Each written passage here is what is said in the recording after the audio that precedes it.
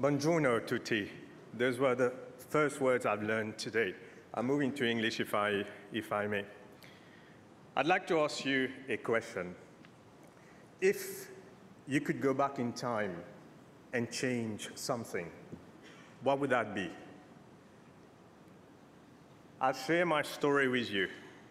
I grew up in Mauritius, and I was really close to my father. His name was Harry. Harry works extremely hard so I can have a better future. But as a result, this took a toll on his health. In 2018, Harry had a fall and broke his hip. This fall alone would have cost Harry's underwriter around 100,000 euros. But costs aside, after his fall, Harry had a hip replacement and he remained bedbound for 6 months. And despite everything that we could do for him, sadly, Harry lost his battle.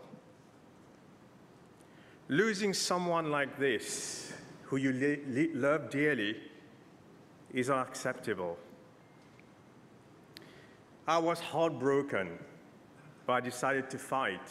But one thing that I found is 41 million people die every year prematurely due to chronic conditions. We can't leave it like this. So I put to task and I work really hard in collaboration with the healthcare industry and also with underwriters. And the answer is Monica. Monica is a generative AI assistant that lives in this cube. And she used conversations to help people to make small lifestyle changes so they can live a healthy life. And by extension, they live longer, healthier, and we prevent them from dying prematurely. With Miicare, we are able to access different aspects of the biomarkers. We're able to influence the behavior of somebody, their physical, physiological, and psychological data set. And we use this to change their behavior. You can think of her as a GPS navigator for health and well-being. We are able to capture enough of data to help underwriters to have a better understanding of the risk profile so they can better manage the risk. And we can also work in collaboration with mainstream insurtech so we can deliver their intervention via voice. Let's take a bit deeper dive. Today, with the advancement in biomarkers engineering, we're able to capture so much of data within the home. The physical function, which is potentially us analyzing your gait, can actually give us an idea, an assessment of your neuropsychological function. Analyzing your voice can give us so much of biomarkers, so we can access data to diagnose anxiety and any other mental disorders. Your skin conductance, the action of your eyes, all of that can give us so much of data related to a stroke, for instance, so we can prevent that stroke from happening. And this is exactly what we're doing at Miicare. And we focus on 3 key pillars: the physical, the physiological, and the psychosocial. But we've pioneered one very specific area of machine learning, which is called machine hearing. We're able to listen to the sound of your footstep to be able to extract biomarkers that can allow us to predict you're at risk of a fall or you have a certain mental health condition.